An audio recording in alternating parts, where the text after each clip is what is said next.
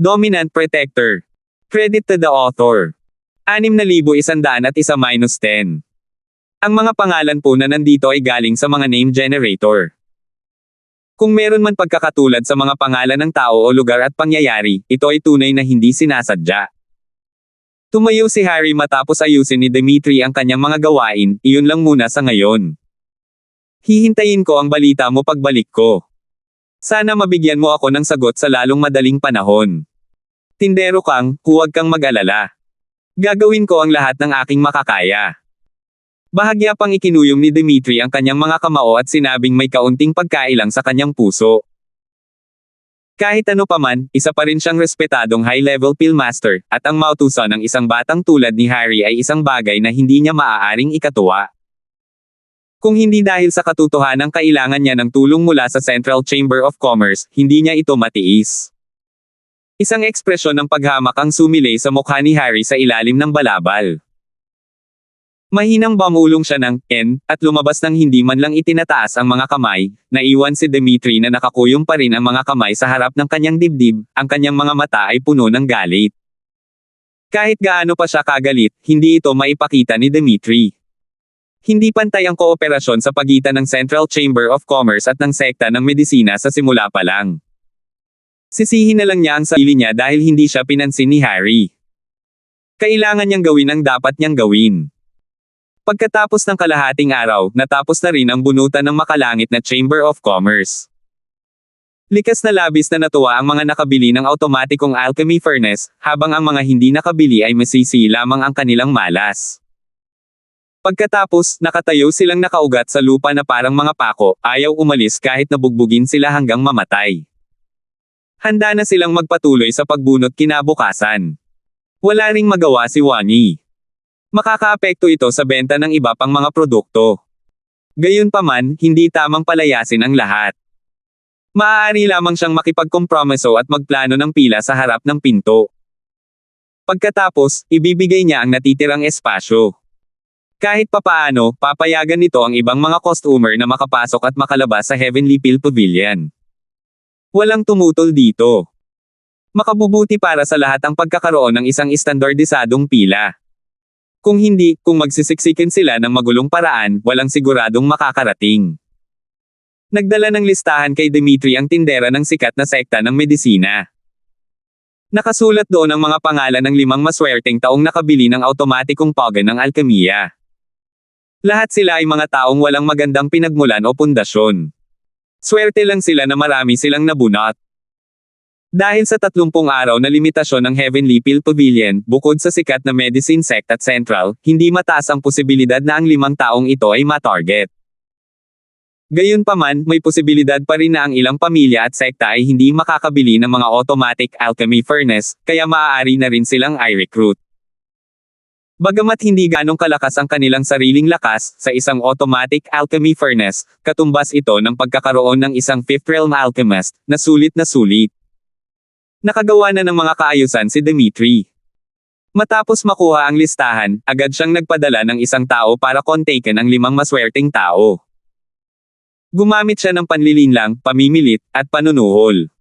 Ginawa niya ang lahat ng kanyang makakaya. Sa wakas ay nakuha niya ang 2 sa mga automatikong hurno ng alchemy at mabilis na nagpadala ng isang tao para ihatid ang mga ito sa sentral na Chamber of Commerce. Gayunpaman, bago sumapit ang gabi, nagpadala ng mensahe si Harry, na nagsasabi kay Dimitri na ipagpatuloy ang pagkolekta ng mga automatikong pagan ng tableta mula sa makalangit na pavilion ng tableta. Ang mga bayarin ay ibabawas mula sa bahagi ng sentral na kamara ng komersyo. Muntik nang samuka ng dugo si Dimitri. Araw-araw ay kinukuha ang bahagi ng Central Chamber of Commerce. Wala nang bagong negosyo ngayon. Paano magkakaroon ng hiwa? Ginagamit ng batang ito ang lahat ng uri ng paraan para pigain siya. Sa gitnang bahagi ng gitnang isla, hindi nang ahas si Dimitri na magnakaw, kaya't malaki ang ibinayad niya para sa 2 automatikong hurno ng alchemy. Gusto pa ni Harry ng higit pa, kaya't ang nagawa na lang ni Dimitri ay kurutin ang kanyang ilong at papilahin ang mga tao sa kabilang kalye ng nakabalat kayo. Kung makakakuha sila ng upuan sa unahan, mas mabuti na iyon kaysa magbayad ng presyo sa bandang huli. Ang dahilan kung bakit patuloy na humiling ang sentral na pamahalaan ng mas maraming automatikong hurno ng alchemy ay dahil hindi sapat ang dalawa. Matapos matanggap ang mga ito, ang mga teknikal na kawani ng sentral na pamahalaan ay handang buwagin ang isa sa mga ito at i-reverse engineer ang istruktura ng automatikong hurno ng alchemy. Gayunpaman nang buwagin na nila ang isa sa mga panel, ang pinakateknolohikal na makabagong aparato sa pagkontrol ay lumikha ng mahinang tunog, at ang mga manipis na berdeng usok ay pumailang lang. Ang mahiwagang automatikong hurno ng alchemy ay naging isang ordinaryong hurno ng alchemy. Binibining Lysen, ang automatikong alchemy furnace ng Heavenly Peel Pavilion Chamber of Commerce ay may anti-dismantling device. Hindi sapat ang lakas ng teknolohiya natin para mabasag ito.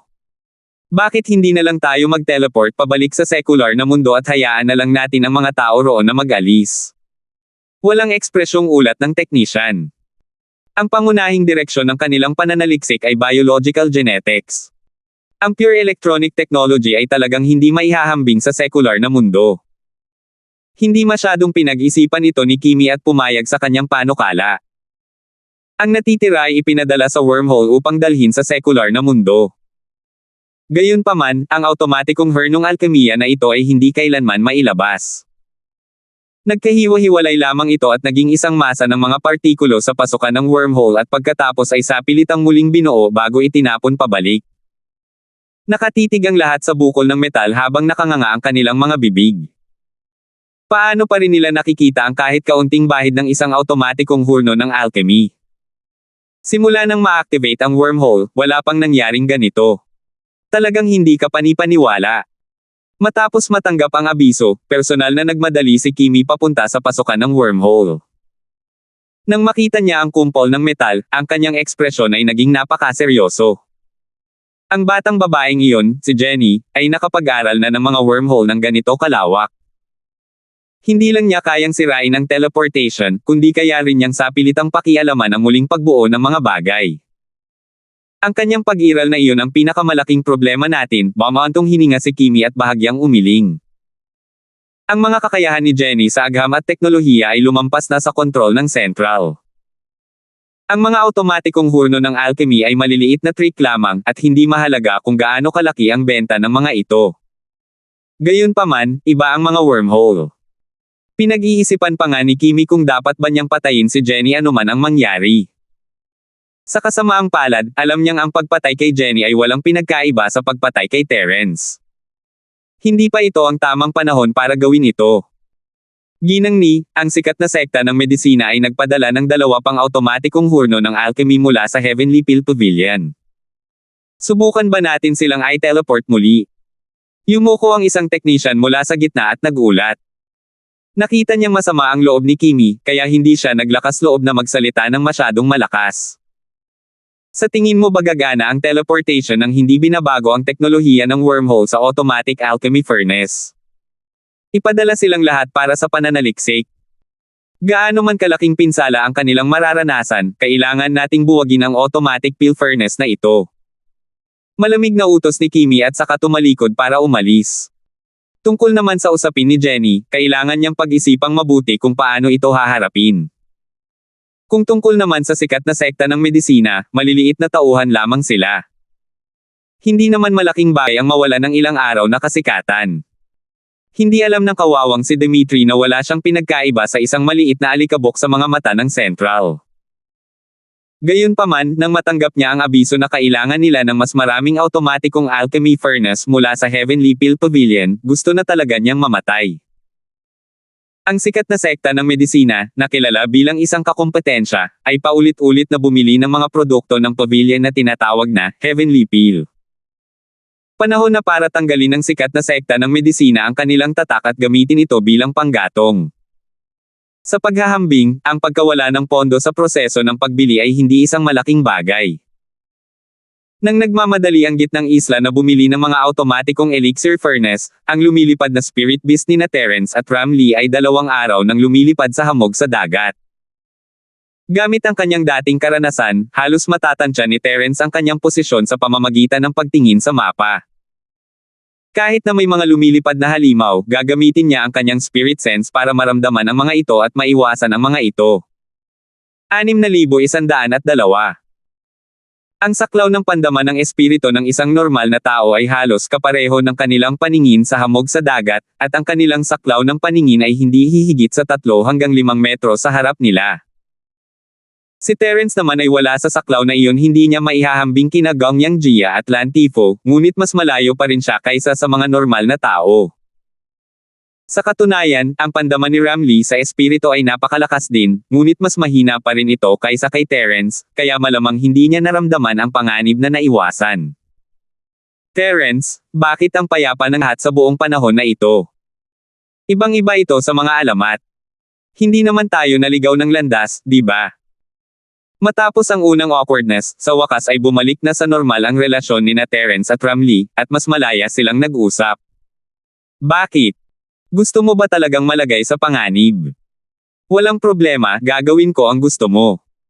Bahagyang ngumiti si Terence, talagang naiinip na ang kakaibang babaeng ito. Hindi ba't mas mabuting maging ligtas at maayos? Alam mong hindi ko sinasadya iyon. Inikat ni Ramlee ang kanyang mga mata kay Terence. Matapos silang magkakilala, mas naging matingkad ang kanyang ekspresyon, at hindi na ang malamig na poker face na mayroon siya noong una silang nagkita. Huwag kang mag-alala, tama ang direksyon. Sa loob ng 2 araw, mararating natin ang labas ng dagat black ng Timog Kontinente. Sana ay magamit mo ang compass mo doon. Tiningnan ni Terence si Ramlee nang may panunokso. Kung magagamit lang ang jade plate sa lugar ng dagat black, makakaiwas siya sa maraming problema. Pero ang ganitong klaseng swerte na hindi ka panipaniwala ay malamang hindi ganoon kadaling dumating, di ba? Bahagyang namula ang magandang mukha ni Ramlee. Medyo nakonsensya siya nang mabanggit ang bagay na ito, kaya tanging ngumisi na lang ang nagawa niya at sadyang itinaas ang baba, nagmukhang mapanghamak at sunere para maiwasan ang usapan. Bahagyang ngumiti si Terence at hindi na nagpatuloy. Kinontrol niya ang lumilipad na spirit beast para bahagyang i-adjust ang anggulo nito. Sa kanyang espiritual na diwa, mayroong isang lumilipad na mabangis na ibon na umiikot sa hamog sa dagat na 5 milya ang layo. Maaari sana niya itong iwasan, ngunit dahil sa pakiramdam ni Ramlee ay nakakabagot ito at hindi mapanganib, hahanapin niya ito upang maibsan ang kanyang pagkabagot. Mula sa enerhiyang nagmumula sa ibon, nahalata ni Terence na hindi ito ganoon kalakas. Dapat ay nakarating lang ito sa maagang yugto ng mahiwagang Ascension Realm hindi pa katagalan. Ito ay isang bahagyang mas malakas na peak nascent soul realm. Para sa mga normal na practitioner, ito ay isang lubhang mapanganib na pag-iral, lalo na sa hamog sa dagat. Mayroon itong mga likas na katangian, ngunit para kay Terence, kahit na ito ay nasa maagang yugto ng mountain opening realm, hindi ito malaking bagay, lalo na ang isang simpleng misteryosong primary stage ng Ascension realm. Matapos makalapit ng kaunti, napansin din ni Ramlee ang paglipad ng ibon. Lumingon siya at gulat na sinabi, may lumilipad na mabangis na ibon sa unahan. Hindi mo naman sinasadyang lumipad doon, di ba? Matalino talaga ang little junior sister. Gusto kong makita kung gaano kalakas ang mga mababangges na ibong ito na naninirahan sa hamog sa dagat. Kung makakasalubong natin ang isa na kapantay natin, dapat ba tayong tumakas o subukang lumaban? Tanong ni Terence nang may seryosong mukha. Kung sasabihin niyang natagpuan niya ang lumilipad na halimaw dahil nakita niyang wala itong kinalaman, malamang ay agad niya itong sipain palayo sa lumilipad na halimaw. Naghihinala si Ram kay Terence. Pakiramdam niya ay hindi kapanipaniwala ang mga sinabi ni Terence, ngunit may katuturan naman ito. Wala siyang makitang dahilan para pabulaanan ito. Bago pa niya ito maintindihan, natuklasan na ng mabangis na ibon ang papalapit na aerial spirit beast. Agad nitong ikinumpas ang mga pakpak nito at tahimik na tumago sa hamog sa dagat, gumuhit ng perpektong arco sa hangin, naghahandang maglunsad ng palihim na pag-atake mula sa gilid. Sa kasamaang palad, hindi napansin ng mga espiritu nina Terence at Ramlee ang ambon sa dagat ng malapitan. Isang biro lamang ang palihim na pag-atake ng ibon. Napakatuso mo. Little junior sister, pwede mo bang subukan munang ayusin yan? Bahagyang ngumiti si Terence at nagmungkahi. Sa unang tingin, halos magkapareho ang lakas ni Ramlee at ng lumilipad na mabangis na ibon, ngunit kung isa sa alang-alang na ang lakas sa pakikipaglaban ng lumilipad na mabangis na ibon ay mas malakas kaysa sa mga taong nagtatanim ng parehong antas, at sa espesyal na kapaligiran ng hamog sa dagat, ang tunay na lakas sa pakikipaglaban nito ay isa o dalawang maliliit na antas na mas mataas kaysa sa hitsura nito.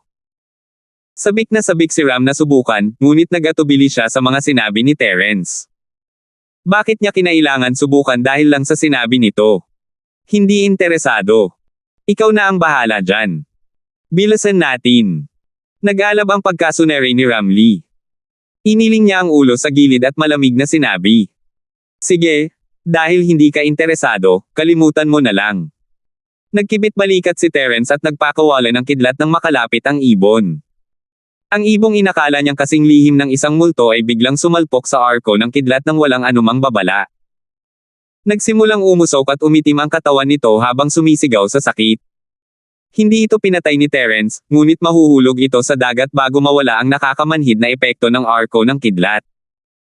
Sa rehiyong ito ng dagat na puno ng mog ng dagat, ang mga makapangyarihang halimaw sa dagat ay gumagala sa lahat ng dako. Ang mga hindi pa nakarating sa yugto ng pagbuka ng bundok o kahit sa yugto ng pagbuka ng lupa ay wala man lang kwalipikasyon para hatiin ang kanilang teritoryo. Nakikita na kung anong uri ng kahabag-habag na kapalaran ang mararanasan ng lumilipad na ibon pagkatapos mahulog sa dagat. Sa unang tingin, mukhang walang pakialam si Ramlee sa mga kakayahan ni Terence, ngunit sa totoo lang, hinahangaan niya ang mga kakayahan ni Terence. Pareho silang mga kabataan, at pareho silang tinatawag na mga henyo, ngunit maging ito man ay lakas o alchemy, tila napigilan siya ni Terence. Sa piling ng lalaking ito, sa di malamang dahilan ay nakaramdam ng kapanatagan si Ramlee. May mahinang tunog mula sa ibaba, maaaring hindi na makakalipad paakyat ng buhay ang ibon matapos mahulog sa dagat. Tinapik ni Terence ang lumilipad na spirit beast at ngumiti, "Buddy, bilasan mo at umalis ka na rito, para hindi ka mapaligiran." Habang nagsasalita siya, natukoy na ng pandama ni Terence ang ilang lumilipad na halimaw na nakapalibot sa kanila. Malamang na naakit sila sa mga sigaw ng kanilang mga kasamahang nasawi. Iba-iba ang kanilang lakas, mula sa maagang pagsilang ng kaluluwa hanggang sa tugatog ng profound. Hindi nakakapagtaka na ang hamog sa dagat ay itinuturing na isang natural na bangin. Kapag nawala siya sa hamog sa dagat sakay ng isang lumilipad na spirit beast, magiging pagkain na lang siya ng mga lumilipad na halimaw na ito sa kalaunan. Medyo natakot si Terence sa pag-iisip tungkol dito ngayon.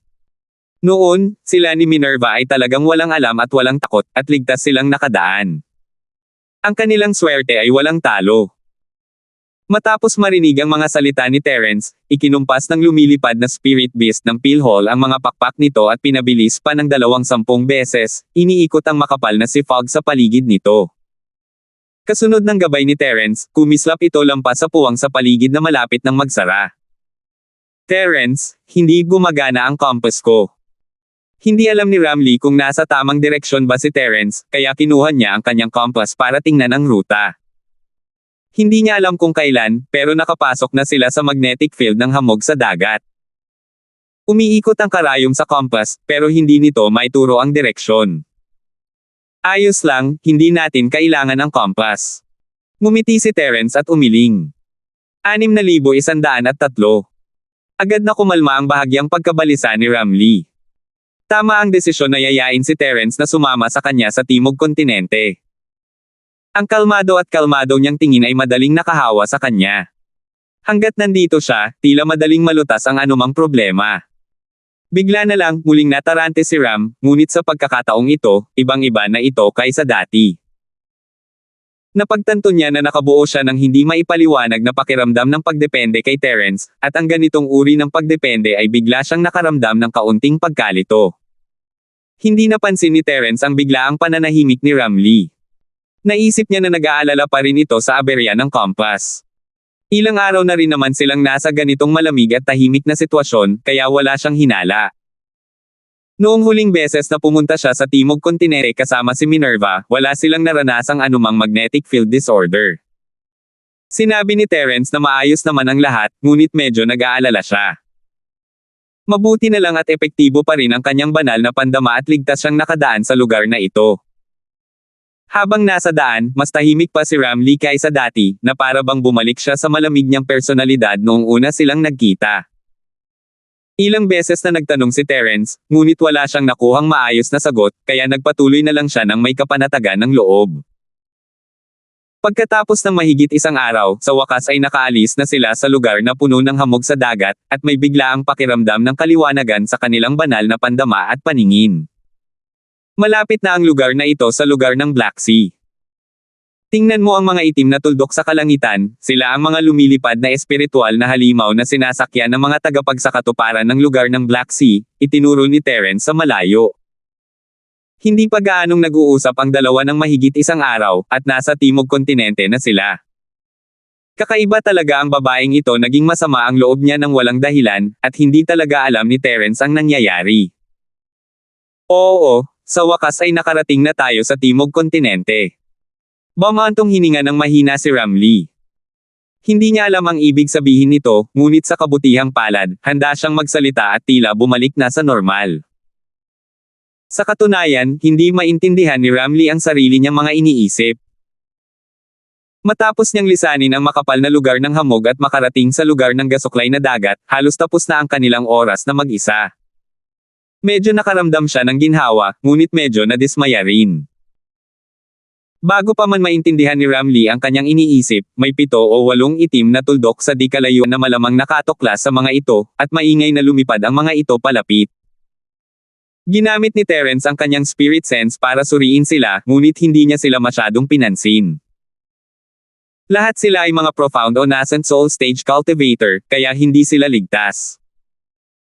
Ang tanging ikinagulat niya ay ang nasa harap lang ang may kasamang human cultivator, at ang iba ay pawang mga spirit beast na nag-anyong tao.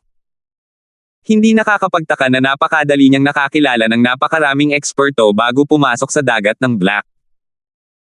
Noong nakaraan, pagdating niya sa dagat ng Black, ang nascent soul stage ay isa ng mahusay na eksperto. Ang profound stage ay nagawa pang magpakalat ng mga armas sa iba't ibang rehiyon ng dagat. Ngunit ngayon, dahil sa intervention ng angkan ng mga espiritong hayop, ang mga dakilang eksperto noon ay naging mga ordinaryong tao na lamang. Terence, mukhang paparating na sa atin ang mga lumilipad na spirit beast na iyon. Pinilit ni Ramlee ang kanyang mga iniisip at sinabi sa mahinahong tono. Bagamat may ilan sa kanila na mas malakas kaysa sa kanya, hindi siya nag-aalala tungkol sa anumang panganib. Marahil nandito sila para salubungin tayo. Bahagyang ngumiti si Terence. Siyempre, kalokohan lang ito.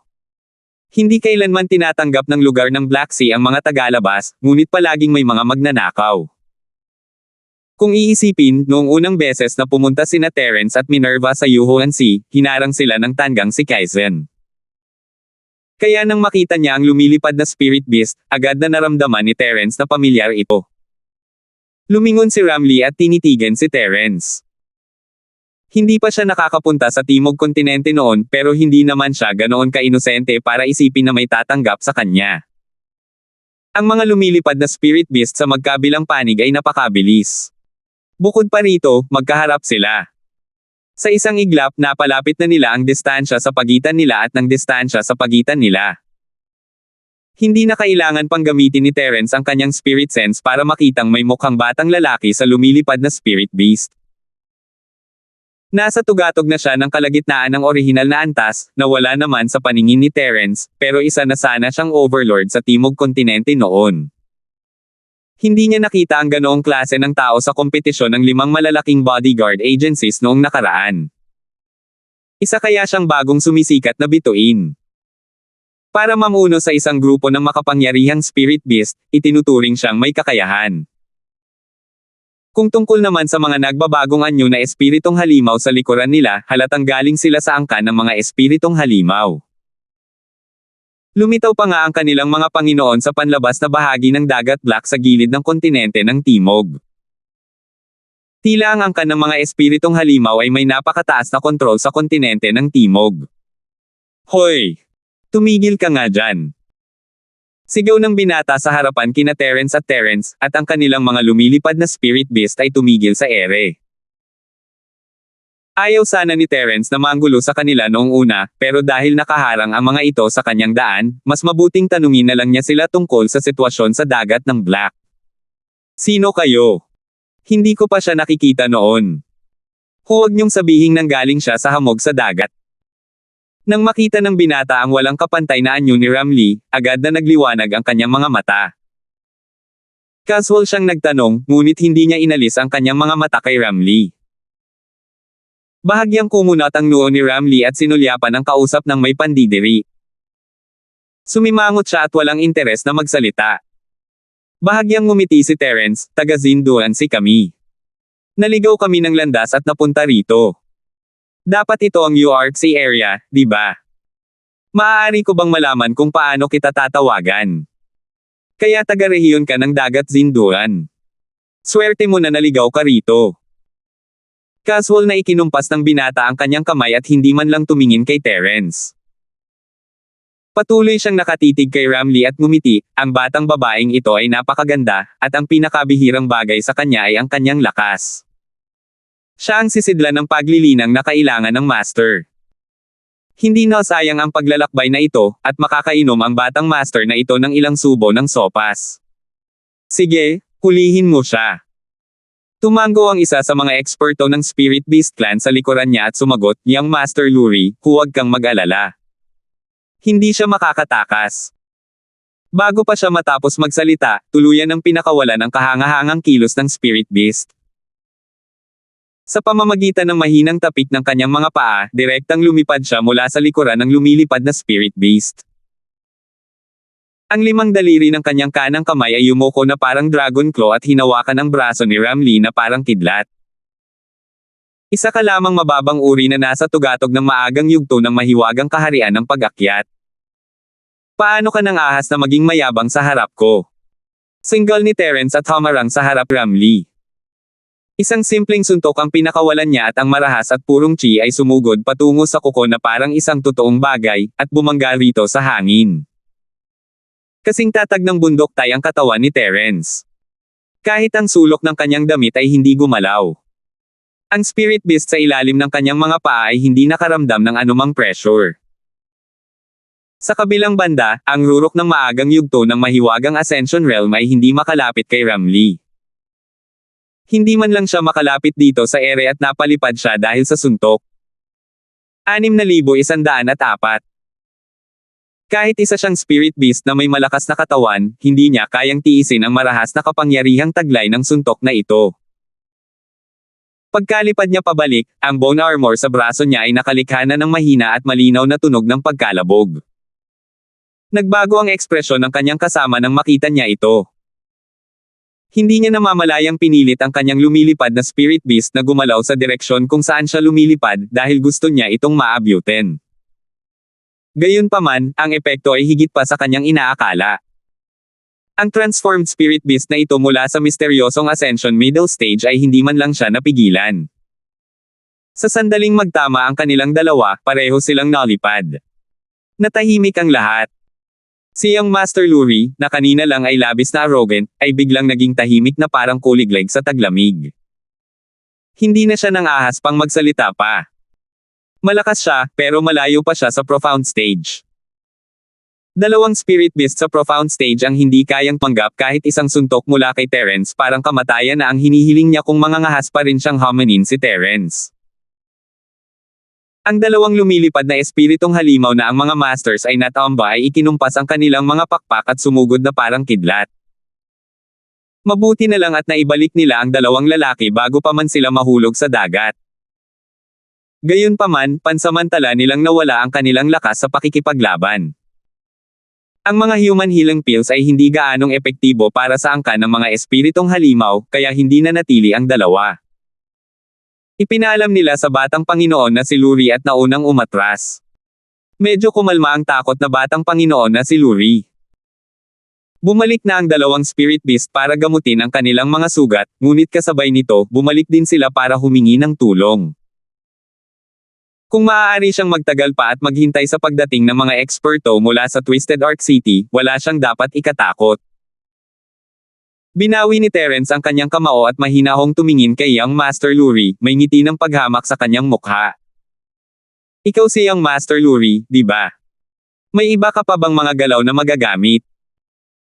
Kung wala ka niyan, sagutin mo ng tapat ang ilan sa aking mga tanong, at baka hayaan kitang mabuhay kung maganda ang aking kalooban.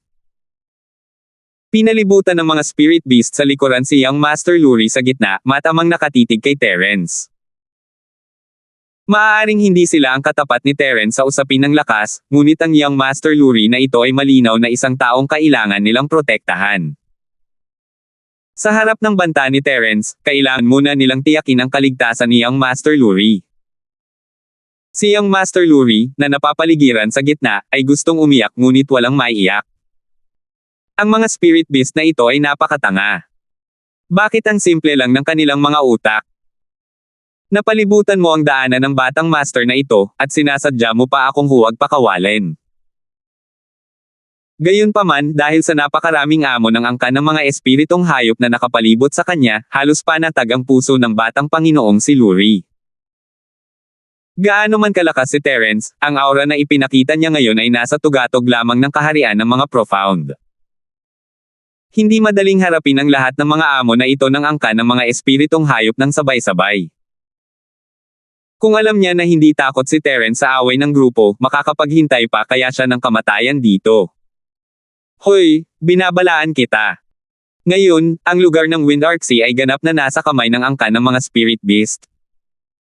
Mayroon akong napakagandang relasyon sa angkan ng mga spirit beast. Hindi ako natatakot na sabihin sa iyo na lahat sila ay mga masters ng angkan ng mga spirit beast. Kung maglalakas loob kang saktan kami, ginagarantiya ko na wala kang matitirang lugar sa buong Timog Kontinente. Matapos magkaroon ng kaunting kumpiyansa si Young Master Luri, nagsimula siyang manligaw maganda kung matatakot niya si Terence. Talaga. Bahagyang ngumiti si Terence. Medyo natatakot na ako sa mga sinabi mo. Ganoon na ba kalakas ang angkan ng mga spirit beast ngayon? Tama iyan. Huwag na nating pag-usapan ang ibang lugar. Ang ating lugar sa Dagat Black ay ganap ng kontrolado ng angkan ng mga espiritong halimaw. Kaya naman, kung sasaktan mo kami rito, kahit na nasa yugto ka ng pagbukas ng bundok o kahit na yugto ng paghahati ng lupa, hindi ka madaling makakatakas. Palakas ng palakas ang boses ni Young Master Luri, na para bang mas makakakumbinsi ito sa kanya. Hindi niya alam na sinusubukan lang pala ni Terence na kumuha ng impormasyon mula sa kanya. Pwede na ba tayong umalis? Ayoko nang magtagal pa rito. Labis na naiinis si Ramlee sa batang Panginoon na si Luri at sa iba pa, ngunit tila hindi nararapat na patayin sila ng ganoon na lang. Kahit na may makasakit sa kanya, kadalasan ay hindi siya magkukusa na sabihing gusto niyang patayin ang kabilang panig. Ang isang doktor ay may puso ng isang magulang, at kahit gaano niya kinasusuklaman ang batang Panginoong si Luri at ang iba pa, minana niya ang kabutihang loob ni Liju. Gusto na lang niyang umalis kasama si Terence, kaya hahayaan na lang niya silang mabuhay. Sige, Terence na. Walang pakialam si Terence. Wala pa siyang nakukuhang anumang kapaki-pakinabang na impormasyon mula kay Young Master Luri, pero dahil nasa harap nila ang Twisted Arc City, mas madaling makakuha ng impormasyon mula sa Kaizen Bodyguard Agency.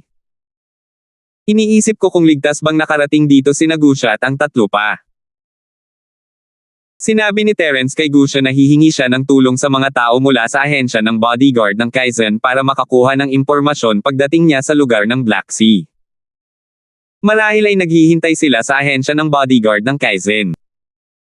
Habang iniisip si Gusha at ang tatlo pa, medyo nagulo ang ekspresyon ni Terence, pero sa paningin ni Young Master Luri, naisip niyang may kasalanan si Terence, kaya agad siyang sumang-ayon nang sabihin ni Ramlee na gusto na niyang umalis. Sigurado ang lalaking ito na natakot silang dalawa sa mga sinabi niya, at sa isang sandali ng init, nagdesisyon siyang pigilan sila. Gusto mo nang umalis? Hindi ganoon kadali yan. Hindi natakot ni Terence at Ramlee ang biglaang sigaw ni Young Master Luri, pero natakot nito ang mga spirit beast sa paligid niya. Dahil alam niyang eksperto ang kabilang panig, mabuti ba talagang hamanin siya ng ganito? Hindi ba siya natatakot na baka mag-alab ang galit ng kabilang panig sa puso niya at direktang patayin niya ito para patahimikin at sirain ang bangkay nito?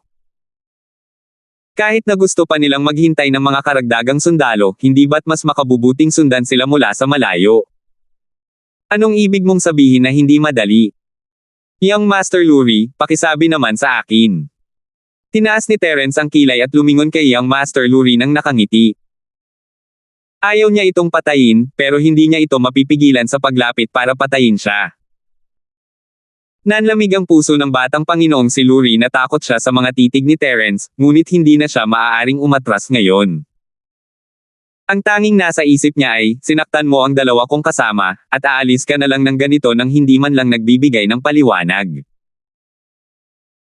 Malungkot na sinulyapan ni Ram ang batang Panginoong si Luri, iniisip na nakakainis talaga ang taong ito, at mahilig siyang maging hindi makatwiran. Nanakit si Terence ng mga tao para tulungan siya, at iyon ay pagtatanggol sa sarili. Nasugatan ng mga tao mo dahil masyado silang mahina, ano ang kinalaman nito kay Terence? Anong klaseng paliwanag ang gusto mo? Kalmado ang mukha ni Terence habang pinalalawak niya ang kanyang divine sense hanggang sa limitasyon para tingnan kung mayroong anumang nakatagong giant-level masters ng Spirit Beast Clan. Huwag kang lumaban. Selyuhan mo ang iyong cultivation at idagdag ang aming mga paghihigpit. Mag-uusap tayo pagkatapos nating bumalik sa Twisted Arc City. Gusto sanang magmukhang matapang ni Young Master Luri, ngunit hindi niya magawa dahil sa lakas ni Terence. Dahil sa mahina niyang tono, gustong takpan ng mga Spirit Beast Masters sa paligid niya ang kanilang mga mukha. Nangangarap ka talaga. Bahagyang umiling si Terence, may mapang uyam ng ngiti sa mukha habang malamig na sumagot, ayokong sayangin pa ang oras. Bibigyan kita ng huling pagkakataon. Lumayas ka o mamatay ka. Napakayabang. Akala ba talaga niya ay wala siyang talo dahil lang nasa Great Circle of Black Ascension siya? Sama-sama kayong lahat, patayin ninyo siya para sa batang Panginoong ito. Naantig si batang Panginoong Luri sa mapanghamak na ugali ni Terence, at sumigaw siya ng may pulang mukha. Narinig ng mga Spirit Beast Master sa paligid niya ang utos at sabay na inatake sina Terence at Ramlee nang walang pag-aalinlangan. 6,105. Hindi sila kasing lakas ni Terence ng paisa-isa, ngunit ang 4 o 5 sa kanila na nagtutulungan ay isang puwersang dapat isaalang-alang. Ang isang normal na yugto ng Peak Profound ay hindi maglalakas loob na labanan sila ng harapan. Patayin mo ang batang babaeng iyan at ibigay mo siya sa aking Panginoon bilang tungko sa pagan. Muling sigaw ng batang Panginoon na si Luri at agad na kinontrol ang kanyang lumilipad na espiritu ng halimaw upang tumalikod at tumakbo. Hindi man lang siya maaaring makisali sa isang labanan sa ganitong antas kahit ang pinakamaliit na aftershock ay maaaring kumitil ng kanyang buhay, bukod pa sa hindi siya sigurado kung talagang papatayin si Terence ng mga Spirit Beast. Para sa kaligtasan, mas mabuting bumalik na lang sa Twisted Arc City at magtipon ng mga reinforcement. Walang hiya ka talaga. Siguradong bulag ang mga ekspertong ito mula sa angkan ng mga espiritong halimaw para protektahan ang isang taong tulad niya. Minamaliit ni Terence ang batang Panginoong si Luri sa kanyang puso, ngunit hindi siya nagpigil. Mabilis na lumabas ang palad ng mabangis na apoy na 8 trigram, at ang mga pag-atake ng mga espiritong halimaw ay nabura ng marahas na apoy na chi ni Terence bago pa man nila matapos ang kanilang mga pag-atake, at nawala ng walang bakas. Hindi maganda, umatras ka agad. Kinilabutan ng Spirit Beast sa unahan. Sa kasamaang palad, 4 na salita pa lang ang naisigaw niya bago siya tinamaan ng mabangis na apoy na 8 trigram bomb. Isang simpleng suntok mula kay Terence ay sapat na para mapalipad ang dalawa sa kanila, at ngayong nagamit na niya ang pinahusay na palad ng 8 trigrams na may wildfire, ang lakas ay walang kapantay. Ang unang dalawa, kasama ang mga lumilipad na halimaw sa ibaba, ay direktang sumabog at naging ulap ng alikabok sa hangin.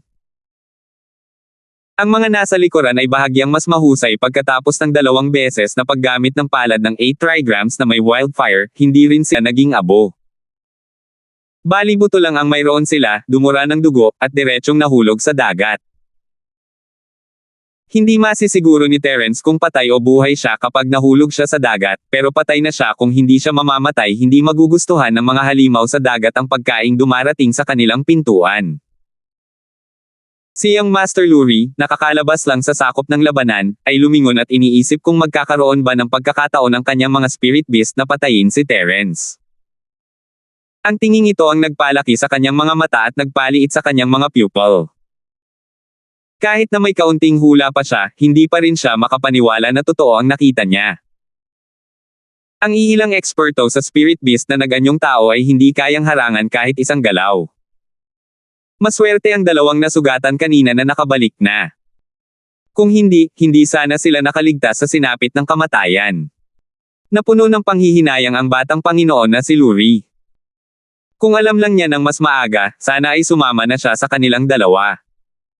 Huli na para magsalita pa. Ang pinakamagandang plano ay ang mabilis na makatakas.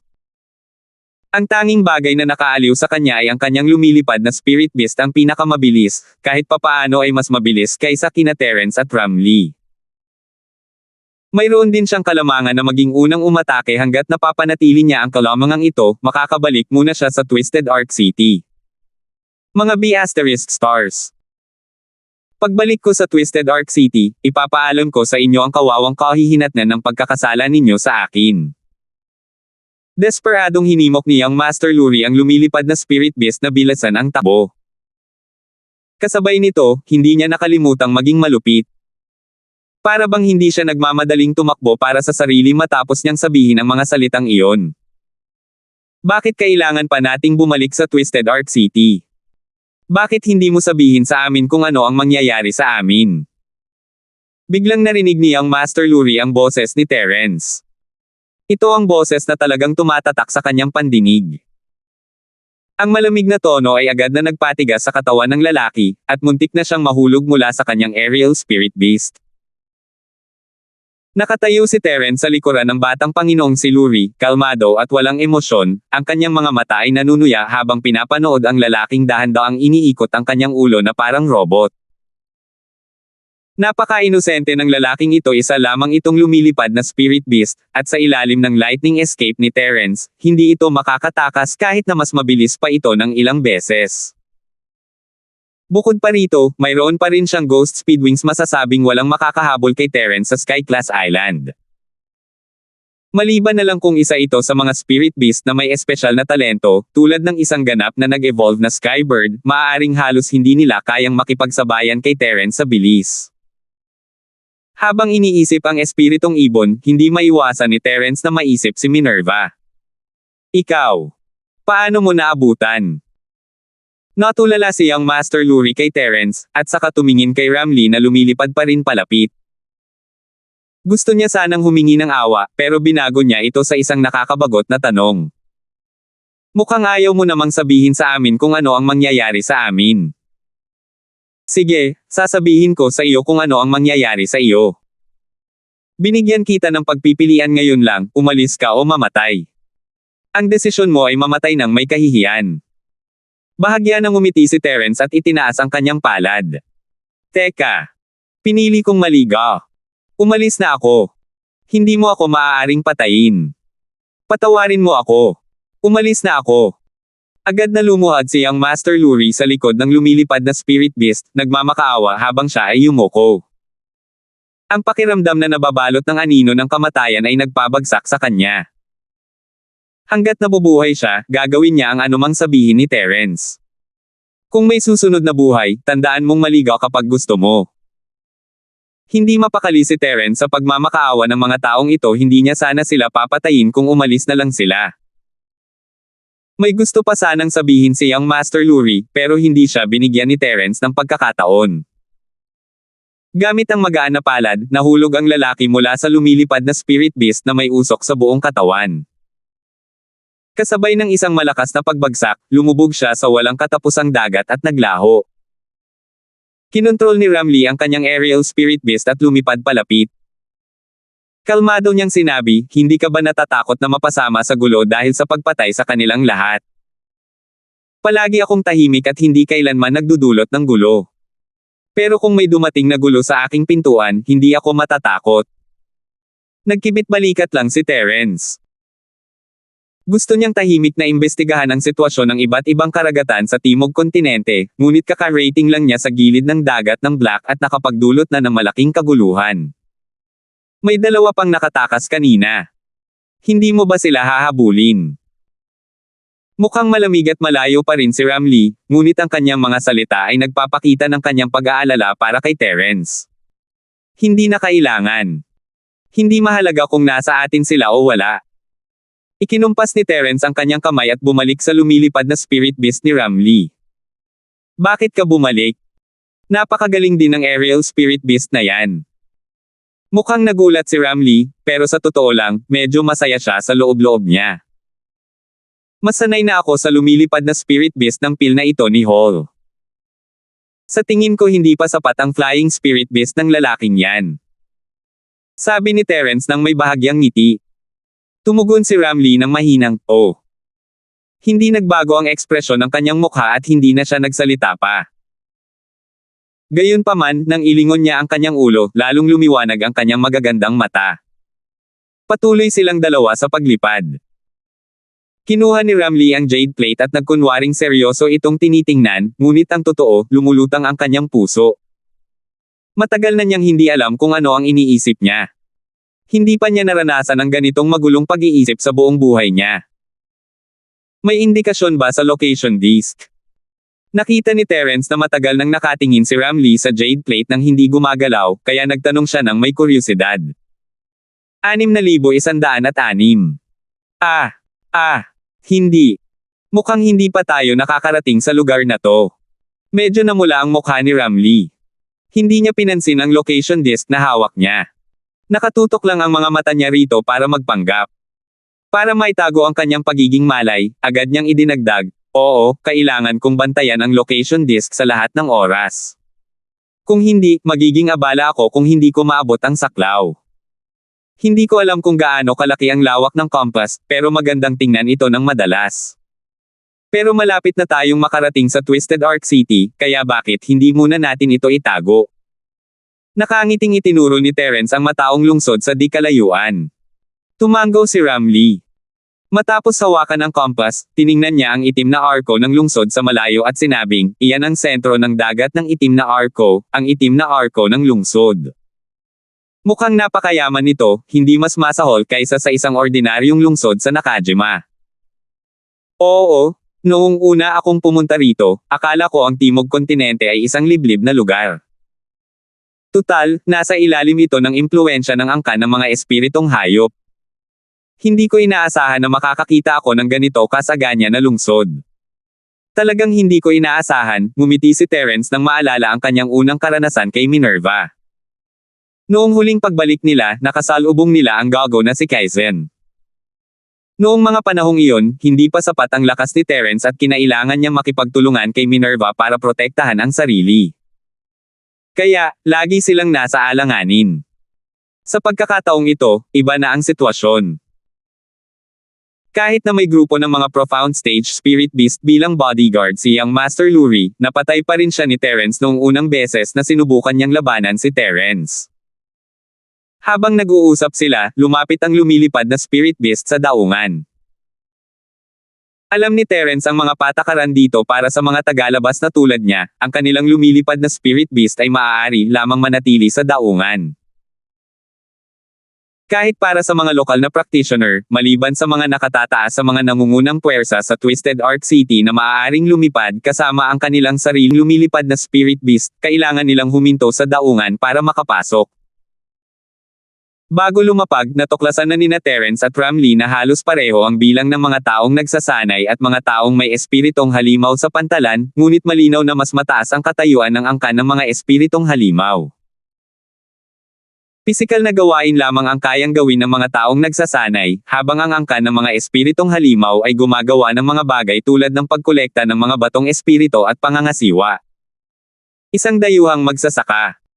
Ang bayad sa pagpaparada para sa aerial spirit beast ay 50 piraso ng spirit jade na balido sa loob ng 3 araw. Kung lalampas sa 3 araw ang bayad, 10 piraso ng spirit jade ang sisingilan bawat araw.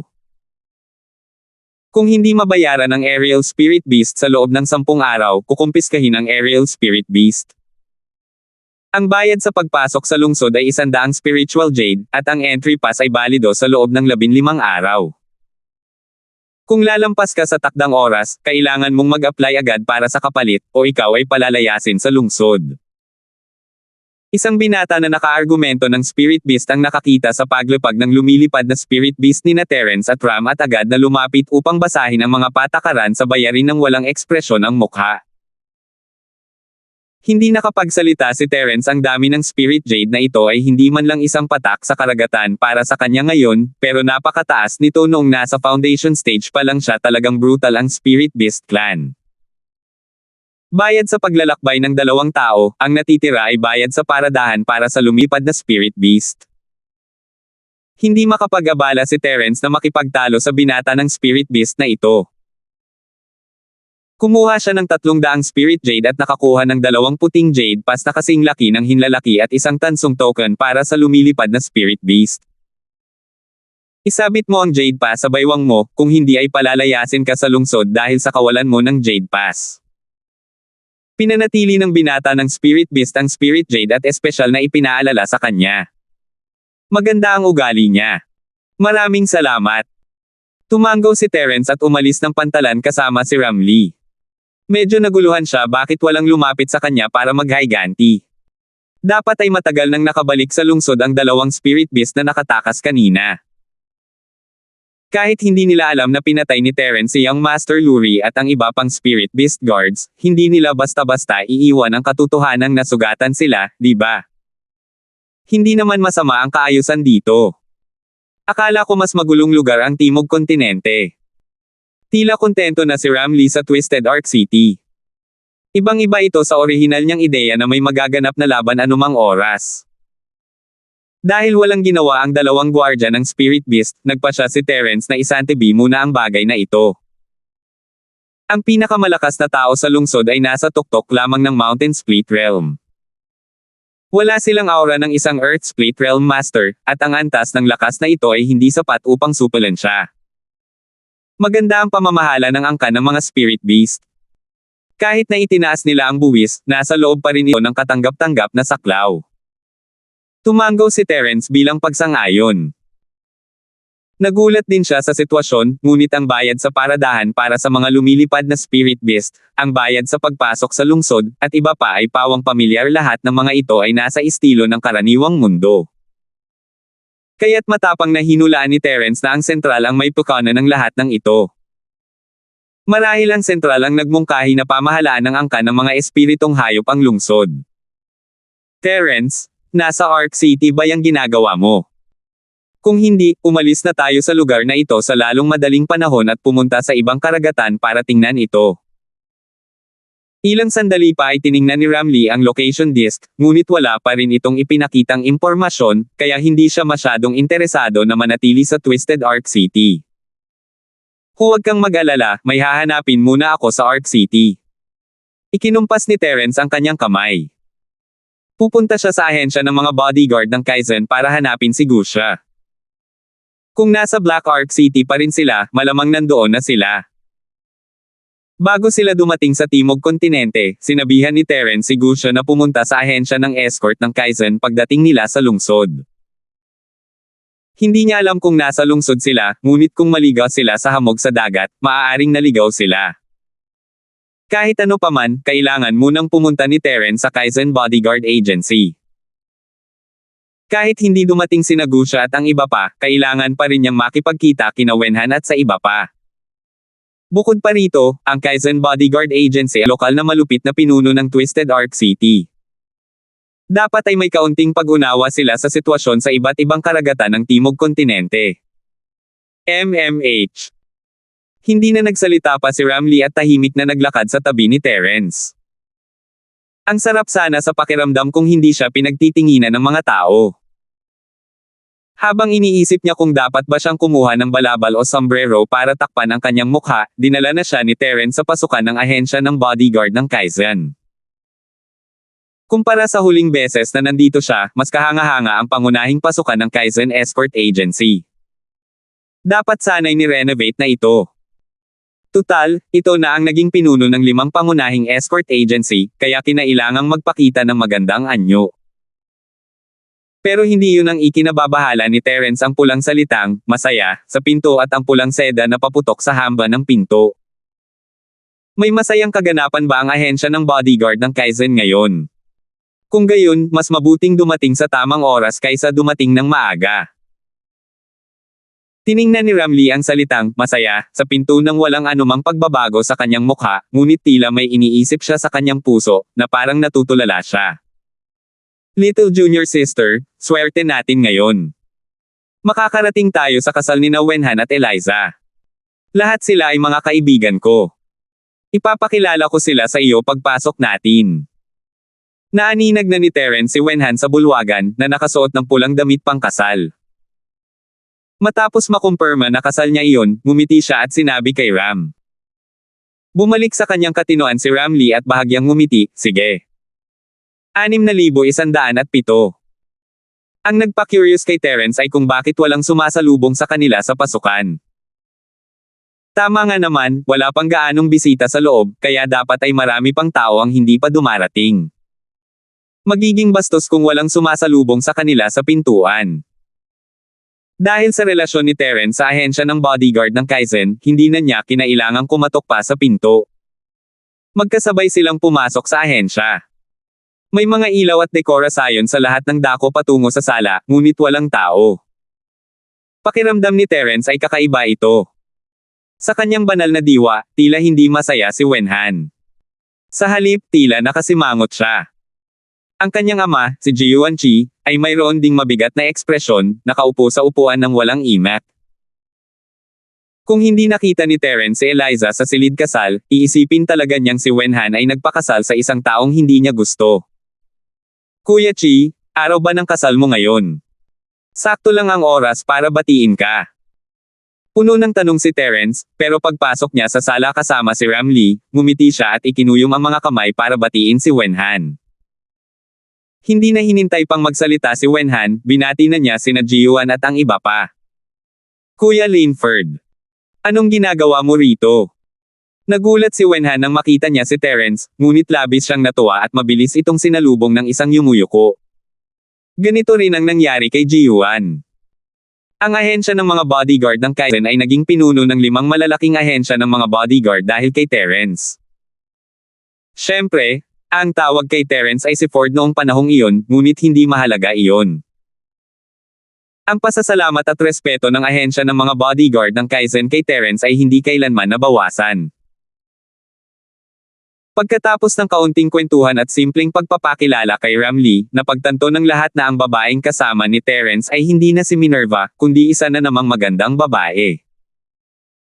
Hindi napigilan ni Terence na ibuka ang bibig para magtanong, ngayon ang araw ng kasal ni Kuya Chi, di ba? Bakit parang hindi maganda ang mood ng lahat? Muling bumantong hininga si Wenhan nang mabanggit ang paksa. Ibinalik ni Terence ang kanyang suporta, ngunit hindi pa rin niya alam kung saan magsisimula. Ang nag-aalangan niyang tingin ay nakapagpagalit at nakapagpatawa kay Terence. Kailan naging ganito kawalang kwenta ang magiting na si Wenhan? Hindi lang si Wenhan, kundi pati na rin si Ji-yuan. May pangit na ekspresyon sa mukha ang pinuno ng 5 pangunahing ahensya ng escort. Umiling siya at bumantong hininga, na parang bigla siyang tumanda ng husto. Anong nangyari? Magsabi kayo ng kahit ano, mga pare. Napakamot si Terence sa ulo, hindi maintindihan ang ginagawa nila. Nang makitang ayaw talaga nilang sabihin sa kanya, ginamit na lang ni Terence ang kanyang spirit sense para muling suriin ang bagong kwarto. Natatakot siyang baka mabastos ito, kaya hinawakan niya lang ito ng kaunti bago umalis. Ngayon niya napagtanto na palihim na pinupunasan ni Eliza ang kanyang mga luha sa bagong kwarto, umiyak na parang bulaklak ng pera sa ulan. Kuya Chi, nag-away ba kayo ni Eliza? Ano ba ang hindi masasabi ng isang taong malapit ng ikasal? Kung talagang nag-away kayo, dali, humingi ka ng tawad. Hininaan ni Terence ang kanyang boses at bumulong sa tainga ni Wenhan. Umiling si Wenhan na may mapait na ngiti. Sa wakas ay nakarating na siya sa kinalalagyan niya kasama si Eliza. Paano sila nauwi sa ganito dahil sa isang away? Kuya Linford, huwag ka nang magtanong. Hindi yan ang iniisip mo. Magkapatid tayo, ayokong madamay ka rito.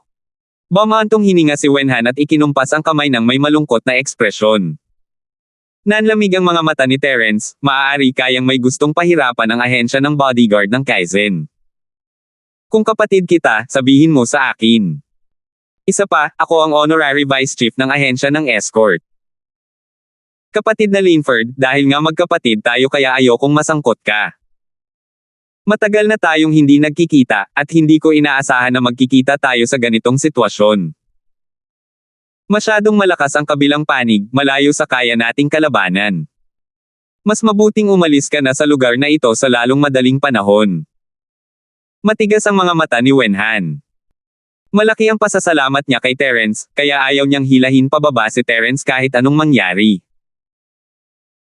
Karaniwan, hindi mananatili si Terence kahit sabihin iyon ni Wenhan, pero ngayong alam na niyang may pumipilit sa ahensya ng bodyguard ng Kaizen, hindi na siya aalis. Sayang naman at tila hindi pumunta si Nagusha at ang iba pa sa Kaizen Escort Agency. Kung hindi, malalaman nila ang nangyari. Nako, hindi nila alam kung saan nagpunta ang mga lalaking ito. Malamang naligaw sila ng landas at lumipad papunta sa ibang rehiyon ng dagat, di ba? Hindi kailangang mag-alala si Terence tungkol sa 4 na miyembro ng koponan. Kung pag-uusapan ng lakas, si Gusha, na nakarating na sa yugto ng pagbubukas ng bundok, ay kayang tumagal kahit na makakilala siya ng isang master sa mga unang yugto ng paglikha ng mundo. Sina Zane at Minhui Chen ay hindi rin mahina, at sila ay matatalino. Dahil sa mabilis na bilis ng mga pakpak, maaaring pumunta si Gusha sa dagat kung hindi sila makalipad. Hindi dapat nasa panganib ang koponan na ito. Kapag may oras siya, pupunta siya sa tabing dagat at kokentaken si Gusha gamit ang communication pearl. Natatakot siya na baka hindi na nila marating ang Timog Kontinente pagkatapos maligaw. Nakakatawa kung hindi man lang nila alam kung nasaan sila. Bumalik sa isip ni Terence ang Kaizen Escort Agency. Iniisip pa rin niya kung paano aalamin ang sanhi nito nang biglang may pumasok na lalaking may galit sa mukha at sumigaw, napag-isipan mo na ba? Pinapayuhan kitang huwag masyadong mag-alala at maghain ng kamatayan. Ang mag-ama ng Chi, pati na rin ang mga tao mula sa ahensya ng bodyguard, ay pawang may hindi magandang ekspresyon sa kanilang mga mukha. Si Terence lamang ang lihim na masaya, nag-aalala lang siya na walang magsasabi sa kanya ng buong kwento, at ngayon ay pumunta ang lalaking ito sa kanyang pintuan para ipaliwanag ito sa kanya. Hindi na niya kailangang magtanong para malaman na ang gulo sa ahensya ng bodyguard ng Kaizen ay may kinalaman sa lalaking ito. Tumingin si Terence sa mga tao, walang sinasabi. Naniniwala siyang magpapaliwanag ang lalaking sumugod. Oo nga pala, ang ekspresyon ng lalaking iyon ay labis na arrogant pagpasok niya. Hinawakan niya ang kanyang dibdib gamit ang 2 kamay at itinaas ang kanyang baba, sabay malakas na sabi, huwag mong sayangin ang oras ko. Ano ang desisyon mo? Tumayo si Wenhan at galit na sinabi, kung may lakas ng loob ka, lumapit ka sa akin, Wenhan. Sa tingin mo ba ay napakahusay mo para apihin ang mahihina? Walang duwag sa ating ahensya ng bodyguard ng Kaizen. Mas mabuti nang maging sirang Jade kaysa sa buo ang mga tayo. Ha. May gulugod siya. Sayang naman at maikli lang ang buhay ng mga taong may gulugod. Gusto mo pang isama ang buong bodyguard agency mo sa kakapatay, sinasabing mas gugustuhin mo pang mamatay bilang isang piraso ng Jade kaysa mamatay bilang isang tayo. Anong klaseng Jade ka? Mga sirang tile lang yan mula simula hanggang katapusan, ha? Tumawa ng malakas ang lalaking mukhang mabangis at walang awang kinutya si Wenhan. Medyo namutla ang mukha ni Wenhan. Hindi siya takot sa kamatayan. Ang pinakakinatatakutan niya ay ang madamay ang buong ahensya ng bodyguard. Tumama sa kanyang malambot na puso ang mga sinabi ng lalaking ito. Bilang pinuno ng 5 pangunahing ahensya ng bodyguard, binubuli kami ng iba ng walang kakayahang lumaban. Paano kung masira ito? Kami, ang pamilyang Chi, ay pawang matatapang na lalaki. Mas gugustuhin pa naming mamatay ng nakatayo kaysa mabuhay ng nakaluhod. Tumayo si Ji-Yuan sa tabi ng kanyang anak na may seryosong ekspresyon. Nagtipon ng iba pang mga tao sa paligid nila at tinitigan ng masama ang lalaking iyon. Dahil dito, sina Terence at Ramlee, na hindi gumagalaw, ay tila nawala ng malay. 6,108. Ngayon lang naintindihan ni Terence kung bakit kakaunti lang ang tao sa ahensya ng mga bodyguard ng Kaizen. Lumalabas na ang mga pangunahing miyembro lang ng pamilyang Chi ang natira. Ang iba ay pinaalis na o kaya'y tumakas. Malinaw kung gaano kalaking pinagmulan ang malademonyo na lalaking ito. Tinatanggihan mo ang isang toast para lang uminom ng forfeit, di ba? Nagustuhan ni Old Zhang si Eliza at hinayaan itong maging tripod niya sa Pogan. Isa itong biyaya na ibinigay sa kanya dahil mataas ang tingin niya sa kanya. Para na rin itong pagbibigay ng kahihiyan sa iyong Kaizen Bodyguard Agency, pero hindi mo pa rin alam kung ano ang mabuti para sa iyo. Sinadya ba niyang gawing libing ang isang masayang kaganapan? Hindi mahalaga. Anong Kaizen Escort Agency, anong King of South Continent ang bangka, kung hindi mo alam kung ano ang mabuti para sa iyo, maaari kayong lahat mamatay. Sumulyap ang lalaki kina Terence at Ramlee. Tila wala siyang pakialam noong una, ngunit nang makita ang walang kapantay na tingin ni Ramlee, nagliwanag ang kanyang mga mata at mas malakas siyang nagsalita. Pinagbabantaan niya ang mga tao ng Kaizen Bodyguard Agency sa panlabas na anyo, ngunit ang totoo ay tinatakot niya sina Terence at Ram. Malamang gusto niyang isama si Ram. Hindi maiwasan ni Terence na maging masaya. Ang lalaking ito ay talagang matapang. May mga ideya pa nga siya tungkol kay Ram. Nagmamadali ba siyang mag-reincarnation? Malinaw na ngayon ang pangkalahatang takbo ng usapin.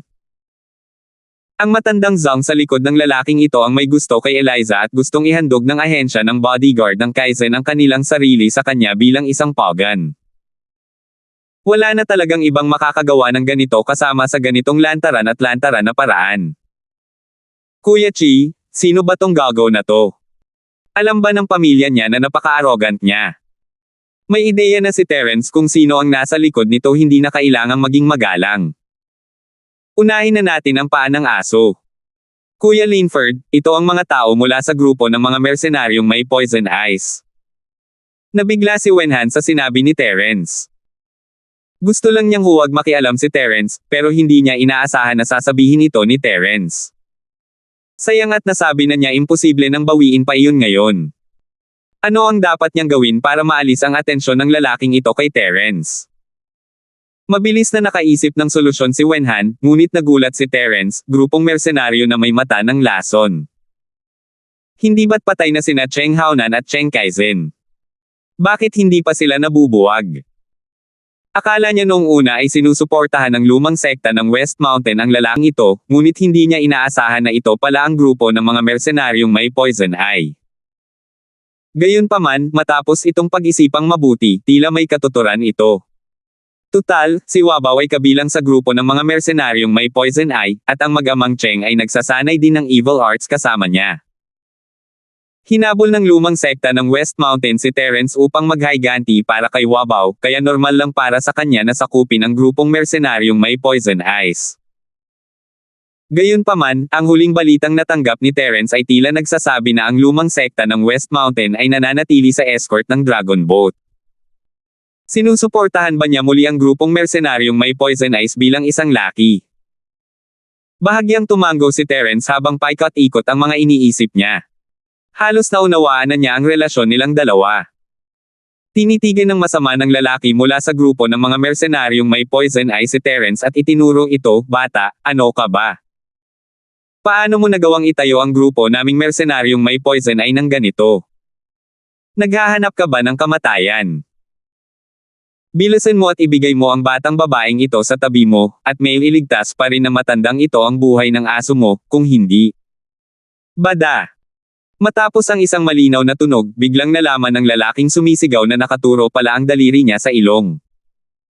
Pagkatapos, nakaramdam siya ng matinding kirot sa kanyang palad. Ano pa nga ba ang magagawa ko? Sige. Walang pakialam na tiningnan ni Terence ang lalaking ito. Ang pagbali sa daliring nakaturo sa kanya ay simula pa lamang. Sino ang nagbigay sa kanya ng lakas ng loob para ipahiya ang bodyguard agency ng Kaizen sa harap niya at subukang dukutin si Ram? Napasigaw ang lalaki sa sakit. Kahit ang isang makapangyarihang cultivator ay hindi naiiba sa isang ordinaryong tao nang siya ay mabigla. Nang hindi niya namamalayang ginamit ang kaliwang palad niya para takpan ang nabalingkanang hintuturo, muling kumilos si Terence, hinawakan ang kaliwang palad nito ng napakabilis.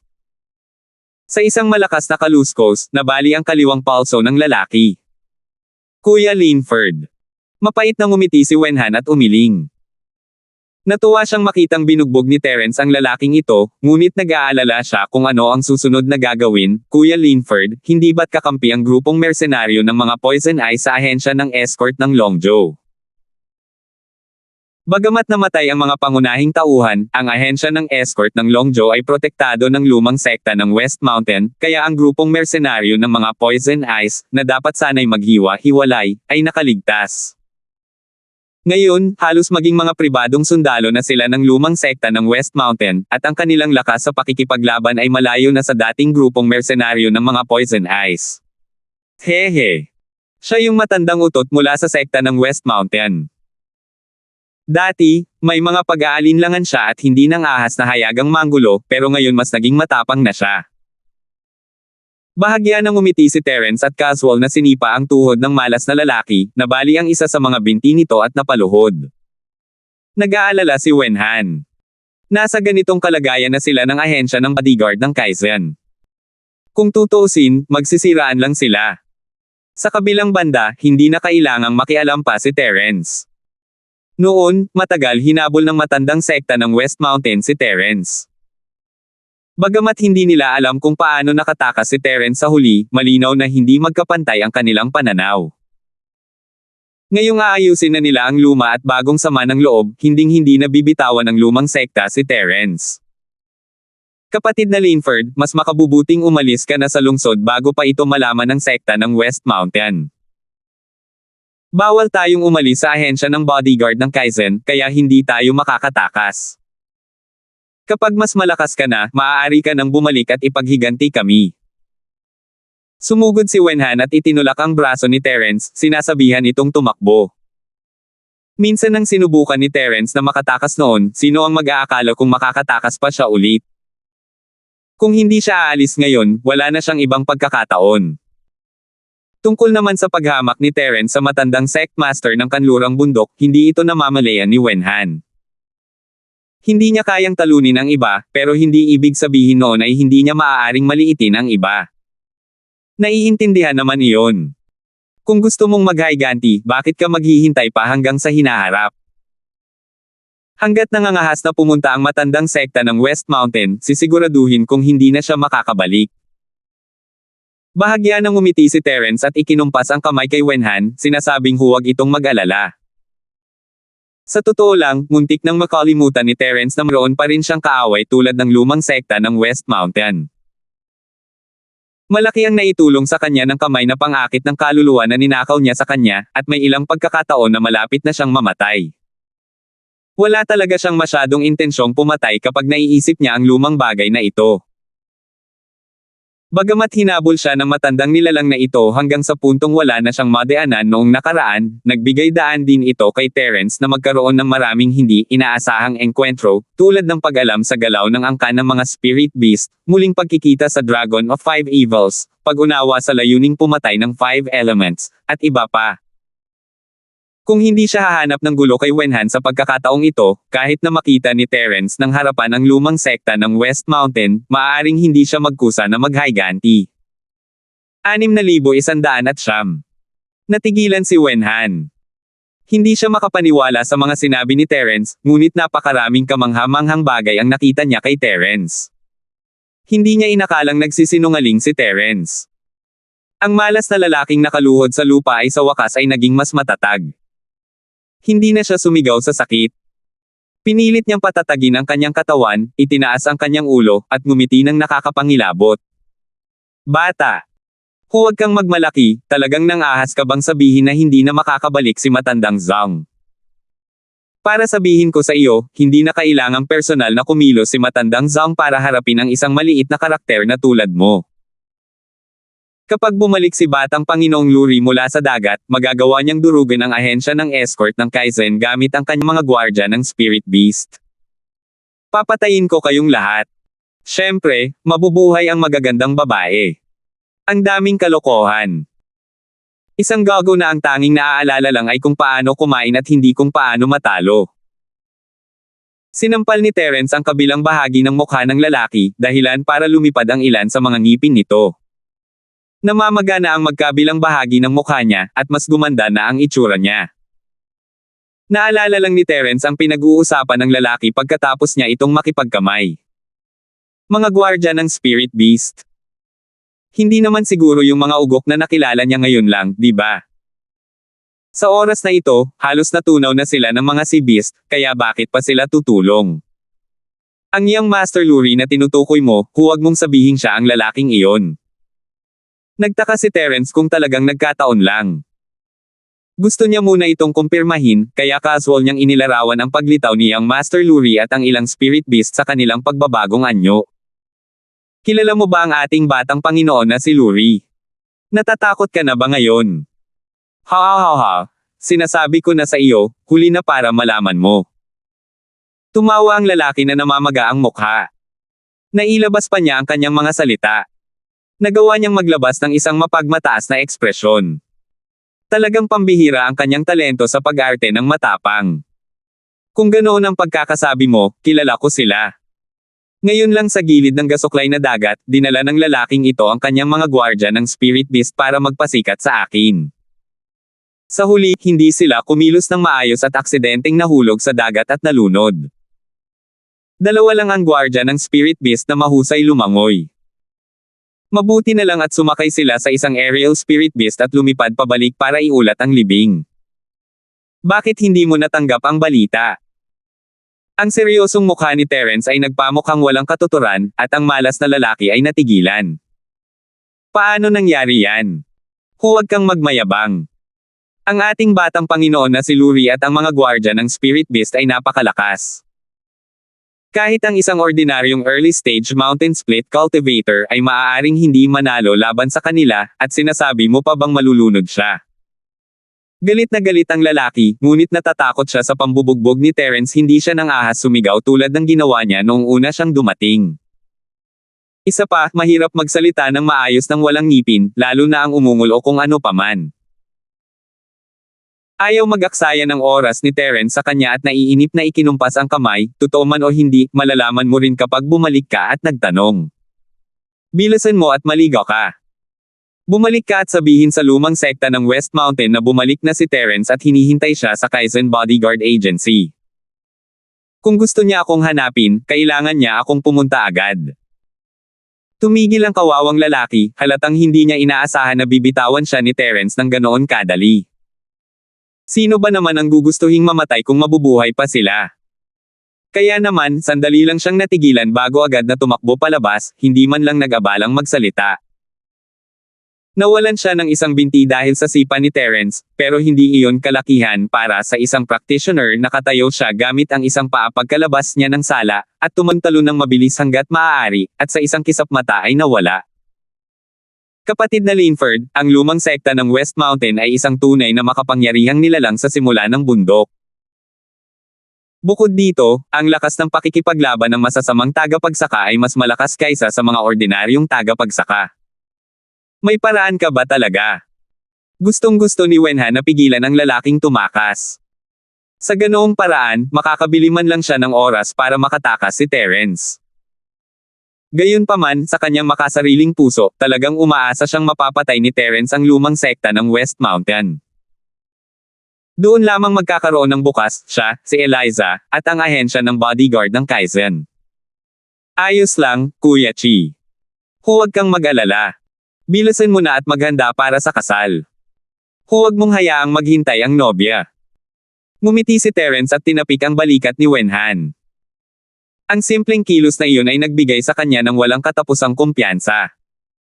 Mabilis na sumigla ang diwa ni Wenhan. Ikinuyom niya ang kanyang mga kamao at tumango. Mabuti. Ipapaubaya ko na ang lahat kay Kuya Linford. Magkapatid tayo, hindi ko masabi kung gaano kita kamahal. Ngayon, uminom tayo ng 2 pang tasa ng alak para sa kasal ng kapatid mo. Pinag-isipan din ito ni Wenhan. Kahit ano pa man ang kahinatnan ng bagay na ito, gagawin niyang nobya si Eliza ngayon. Kahit mamatay pa siya, magkasama silang pupunta sa impyerno bilang mag-asawa. Nawala ang nag-aalalang ekspresyon ni Ji-yuan at tumawa siya. Magaling. Malapit nang magsimula ang kasal. Ano pang hinihintay ninyo? Bilisan ninyo at maghanda. Biglang parang nagising mula sa isang panaginip ang mga tao sa ahensya ng bodyguard. Bagamat mayroon pa rin silang mga nakatagong alalahanin sa kanilang mga puso, hindi sila natatakot sa kamatayan, kaya ano pa ang dapat ikatakot? Agad silang nagsimulang magtrabaho. Nakakalungkot na nakaalis na ang pamilya ni Eliza sa Arc City, kaya kakaunti lang ang mga taong makakadalo sa kasal. Malalim ang relasyon niya kay Wenhan at mas gugustuhin pa niyang mamatay kaysa umalis. Kaya nga siya nanatili. Siyempre, kahit gusto niyang umalis, hindi siya pababayaan ng mga especially iyan ng lumang sekta ng West Mountain. Ang buong baluktot na Arc City ay halos ganap na kontrolado ng lumang sekta ng West Mountain. Habang naghahanda ang Kaizen Bodyguard Agency para sa kasal, ang malas na lalaking nabali ang binti ay tumalon palabas ng pinto. Agad siyang umupa ng sasakyan sa kalye at inutusan silang sumugod papunta sa Longzhou Bodyguard Agency ng buong bilis. Kararating lang niya mula sa grupo ng mga mercenaryong may poison eye, at ang matandang sekta ng West Mountain ay karaniwang nananatili sa ahensya ng escort ng Dragon Boat, kaya kinailangan niyang pumunta sa ahensya ng escort ng Dragon Boat upang iulat ang balita. Sinabi ni Terence na patay na ang batang Panginoong si Luri, at medyo naniwala sa kanya ang lalaking ito. Ang dahilan kung bakit hindi niya alam ay marahil dahil nasa ahensya pa rin ng escort ng Longzhou ang balita at hindi pa ito nakarating sa grupo ng mga mercenaryong may poison eye. Maaaring galit na galit ang lumang sekta ng West Mountain ngayon, at sa totoo lang, nag-aalala siya na baka ituring siyang punching bag kung pupunta siya roon ngayon. Umaasa ako na ang balita ng pagbabalik ni Terence ay magpapagaan ng loob ni matandang Zhang. Bumantong hininga ang malas na lalaki at nagsimulang magdasal. Narinig na niya ang pangalan ni Terence noon. Sinasabing si Terence ang kaaway na gustong patayin ng matandang sekta. Sa kasamaang palad, hindi niya kailanman natagpuan ang anumang bakas ni Terence. Sino ang mag-aakala na ihahatid niya ang kanyang sarili sa pintuan ng matandang sekta? Pagpasok pa lang niya sa gate ng ahensya ng bodyguard ng Longzhou, narinig niya ang galit na ungol ng matandang sect master ng West Mountain mula sa sala sa di kalayuan, kasabay ng tunog ng mga kagamitang nababasag. Galit na galit siya. Hoy, kuya, anong problema mo kay matandang Zhang? Hindi nang ahas pumasok ang lalaking ito para magsumbong. Nang makita niya ang isang bodyguard sa pinto, mabilis niyang ikinumpas ang kamay at nagtanong. Ang mga tao mula sa escort ng Dragon Boat at ng grupo ng mga mercenaryong may poison eye ay parang pamilya, kaya magkakilala sila. Matapos marinig ang tanong, lumapit ang escort at bumulong, bumalik ang dalawang gwardya ng Spirit Beast ni ang Master Luri at sinabing nakasagupan nila ang isang malakas na kalaban at nangangailangan ng mga karagdagang puwersa. Kaya ipinadala ni Old Zhang ang kanyang mga eksperto, ngunit ang lumilipad na Spirit Beast ni ang Master Luri lang ang kanilang nabawi. Nabalitaan kong nabuwal na sina Young Master Luri at ang iba pang gwardya ng Spirit Beast, at wala nang natira kahit mga buto nila. Nang marinig ito, biglang nanlamig ang puso ng malas na lalaki. Kahit nahulaan na niya ito, hindi pa rin niya maiwasang matakot matapos itong makumpirma. 6,110. Kung isasantabi ang lakas ni Batang Panginoong Luri, ang mga gwardya ng mga espiritong halimaw sa paligid niya ay pawang mga master na nasa yugtong profound pataas. Kung hindi nakipagkasundo si matandang Zhang sa angkan ng mga espiritong halimaw, paano niya mapapakilos ang mga ganitong mataas na antas na mga Spirit Beast Master? Sa 7 profound stage Spirit Beast, 5 sa kanila ang madaling naalagaan ni Terence. Talagang malakas ang lalaking ito. Kaya niya talagang hamanin ang matandang sekta ng West Mountain. Hoy, napansin ka ni matandang Zhang at tinatawag ka niya papunta rito. Dahan daw ang itinulak ng Verdugo ang balikat ng malas na lalaki, na nagpagising sa kanya mula sa kanyang pagkatulala. Pagkatapos ay ikinumpas niya ang kanyang kamay at umalis. Labis na natakot ang malas na lalaki.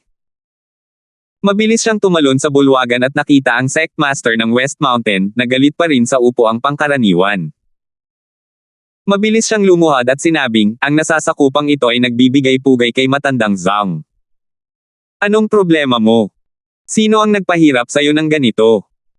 Maglalakas loob ba ang Kaizen Escort Agency na lumaban? Tanong ng Sectmaster ng West Mountain nang may malungkot na mukha. Ang kanyang mga mata, na kasing lamig ng kutsilyo, ay dumampi sa katawan ng lalaki, dahilan para manginig siya sa buong katawan at hindi na siya makapag-isip pa. Matandang Zhang, pumunta nga ako sa ahensya ng mga bodyguard ng Kaizen. Gayunpaman, ang taong nanakit sa akin ay hindi taga-ahensya. Hindi niya ako pamilyar na mukha. Hindi lang niya ako inatake ng walang pag-aalinlangan, kundi hindi ka rin niya iginalang. Sinabi niya na kahit personal kang pumunta roon, hindi ka na makakabalik.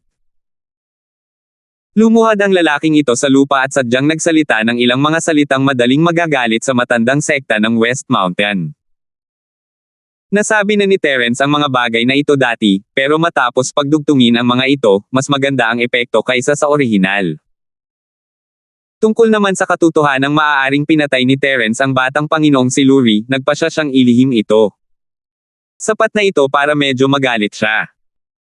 Kung sumobra siya, baka maging kasangkapan siya ng matandang sekta ng West Mountain para mailabas ang kanilang galit. Ang tapang mo. Sino ang nangahas magsalita ng mayabang?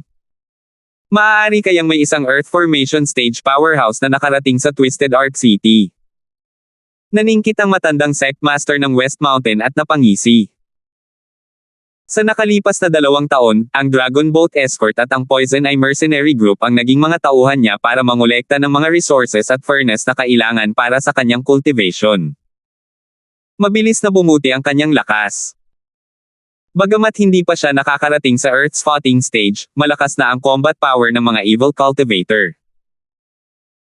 Kasama ang kanyang paraan ng espiritual na kamalayan, maaaring hindi niya kalaban ang mga ordinaryong early stage Earth Spotting cultivator. Tiwala siya sa kanyang lakas, ngunit hindi siya kailanman magiging padalos-dalos. Kung talagang makakaharap niya ang isang kalaban na hindi niya kayang harapin, mas pipiliin ng matandang sekta ng West Mountain na tumakas kaysa lumaban. Ito ang pinakamalaking dahilan kung bakit siya nabubuhay hanggang ngayon.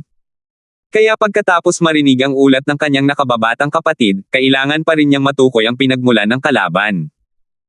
Elder Zhang, napakabata pa niya. Sabi niya Terence ang pangalan niya at hinihintay ka raw niya sa bodyguard agency. Kung gusto mo siyang hanapin, pumunta ka sa Kaizen Bodyguard Agency. Binanggit lang ng lalaki ang pangalan ni Terence kapag tamang panahon na malamang lilipat ang lumang sekta sa West Mountain para maghiganti kay Terence at tulungan itong makaganti. Terence. Ha. Napakadali lang pala hanapin pagkatapos ng mahabang paglalakbay. Matagal na siyang walang balita mula sa kanya, at bumalik pa nga ito ng mag-isa. Magaling. Ngayon, pupunta ako at makikipagkita sa daga na ito na ang alam lang ay tumakbo. Biglang tumayo ang matandang Sectmaster ng West Mountain at lumipad palabas habang tumatawa. Nang madaanan niya ang malas na lalaking nakaluhod sa lupa, hinampas niya ang ulo nito gamit ang palad.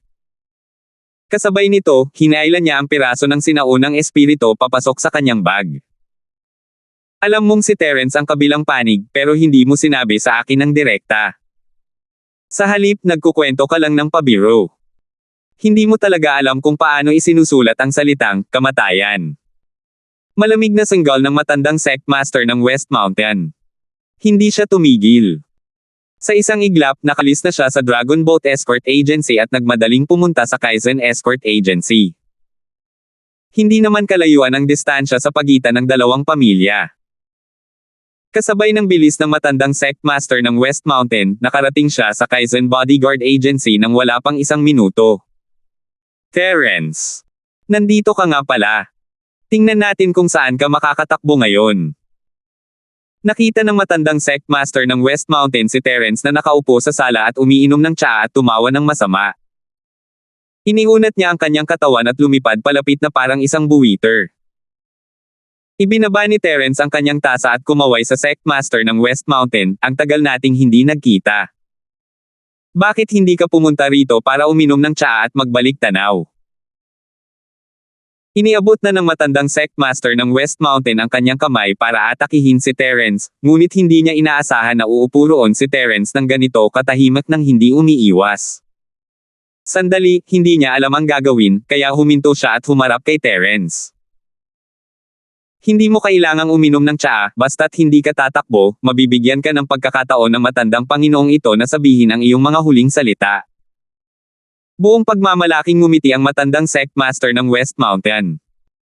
Lubos ang kanyang kumpiyansa na walang pagkakataon si Terence na tumakas sa ganoon kalapit na distansya. Dahil nasa ilalim siya ng kontrol ng lahat, bakit hindi siya magpasikat sa harap ng kanyang kaaway? Matandang Zishan, hinabol mo ako noong nakaraan. Ayoko nang maulit iyon. Kaya huwag kang mag-alala, hanggat hindi ka tatakbo, hindi kita hahabulin. Bahagyang ngumiti si Terence at sinenyasan ang bodyguard agency na magdala rin ng tsaa para sa matandang sect master ng West Mountain. Ano man ang mangyari, isa siyang panauhin, at hindi mahalaga kung siya ay isang hindi imbitadong panauhin o isang masamang tao, ang paghahain sa kanya ng tsaa ay magpapakita ng kanyang kagandahang loob. Bata, nagbibiro ka ba? O sadyang kinakabahan siya kaya hindi man lang siya makapagsalita ng maayos? Sa tingin mo ba hahayaan kitang habulin ako? Mapanghamak na sumulyap ang matandang sect master ng West Mountain kay Terence. Sa buong lugar ng Yuwang Arksea at maging sa malalaking lugar ng dagat ng Timog Kontinente, maliban sa angkan ng mga spirit beast at ang angkan ng mga sea beast, wala siyang pakialam sa iba. Bagamat hindi pa siya nakakarating sa yugto ng paghahati ng lupa, gamit ang kanyang kasalukuyang kapangyarihang lumaban at ang paraan ng pag-atake ng kamalayang espiritual, kahit ang mga cultivator ng yugto ng paghahati ng lupa ay maaaring hindi niya katapat. Sa kontinente ng Timog, kung saan walang mga sinaunang aristokratang pamilya, ang lumang sekta ng West Mountain ay isang overlord. Hindi ikaw ang magdesisyon kung pupunta ka o hindi. Matandang Zishan, kung hindi ka pumunta, muntik ko nang makalimutan na may kaaway akong katulad mo. Bakit mo pa kinailangang galitin ang kaibigan ko? Pinapatay mo na ako. Umiling si Terence. Nagsasabi siya ng totoo, pero para sa iba, nagyayabang lang siya. Tumawa ang matandang sect master ng West Mountain at itinuro si Terence, nakakatuwa, batang yan, kapag nagyayabang ka, parang nagsasabi ka ng totoo. Halika, halika, halika, dali, sabihin mo sa matandang master na ito kung sinong matandang halimaw ang nahanap mo para harapin ang matandang master na ito. Para maging handa ang isip ng matandang ito. Tingnan natin kung dapat ba tayong maghanda para makatakas ng maaga. Sa katunayan, ang kanyang banal na pandama ay napakalinaw kung mayroong isang kaina hinalang eksperto sa malapit. Huwag kalimutan na isa rin siyang eksperto sa espiritual na kahulugan. Si Terence lang ang walang pakialam. Bahagya siyang ngumiti, sapat na ako. Bakit ko pa kakailanganin ng tulong ng kahit sino? Ha, gusto ko talaga ang pagiging matapang mo. Hindi masama, hindi rin masama. Natapos mo na ba ang mga huling salita mo? Pagkatapos mo, maghanda ka na. Nakangiting sabi ng matandang sect master ng West Mountain. Naging seryoso ang mukha niya at handa na siyang atakihin si Terence. Salamat po at sinamahan ninyo ako, ingat lagi mga master.